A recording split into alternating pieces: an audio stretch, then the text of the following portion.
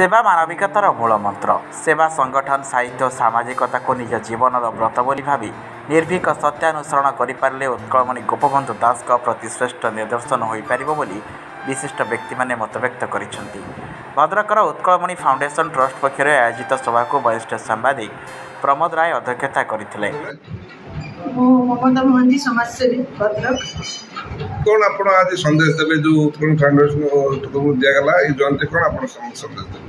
आज तो उत्कलमणि गोपबंधु दास नहांती स्मृति मन पकड़ा आज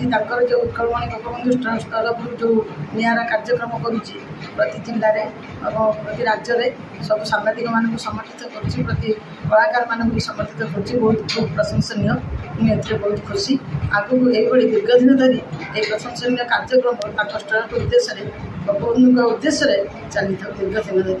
भगवान पाखे काम। भागवत कल्याण मंडप ठारे आयोजित उत्सव में उत्तर ओडिशा विश्वविद्यालय पूर्वतन परीक्षा नियंत्रक प्रोफेसर अटल बिहारी नायक मुख्य अतिथि भाव पंडित संग्राम आचार्य मुख्य वक्ता त्यागभूमिर आवाहक अजय नायक ट्रस्ट सभापति डॉक्टर प्रसन्न कुमार राय पूर्वतन लोकसंपर्क विभाग उपनिर्देशक चंद्रकांत नायक समाजसेवी श्रद्धांजलि राय ललातेन्दु महांती प्रमुख सम्मानित अतिथि भाव जोगदे वक्तव्य रखिते। यह अवसर में भद्रकर वरिष्ठ सांबादिक हेमंत सिंह को जिला सूचना और लोकसंपर्क अधिकारी रमेश चंद्र नायक समाजसेविका ममता महांती ट्रॉफी मानपत्र और उत्तरीय प्रदानपूर्वक स्वतंत्र सम्मान में सम्मानित करते। सूचना जिला सूचना लोकसंपर्क अधिकारी भद्रक रमेश चंद्र नायक सर जो आमर उत्कलमणि जयंती आम जिलार विभिन्न प्रति आधारण को आम समर्पित करता। चलित वर्ष आम सांबादिकता सामाजिक कर्मी हेमंत सिंह को समर्पित करूँ आप प्रदान कर कौन कहे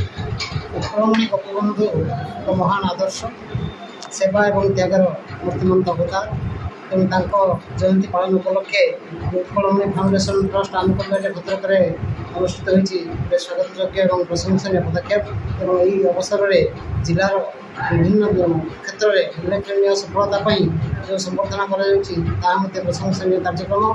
ये अवसर में आम वरिष्ठ सांबादिक बंदर अंचल समाजसेवी हिसाब से परिचित हेमंत कुमार सिंह को दि जाइए संबर्धित कर निश्चित स्वागत जनइबी और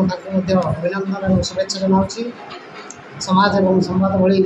आगधाड़ी देवा खबर कागज काम कर सुनाम अच्छी से संवाद मध्यम भूमिका समाजसेवा कर अंचल महोत्सव पालन में आधारपड़ा महोत्सव से भूमिका से विषय में अवगत तेज से प्रतिभा को आप संबर्धना दे आगामी दिन आगे उत्साहित कर। भद्रक हेमंत सिंह का रिपोर्ट प्रयाग खबर।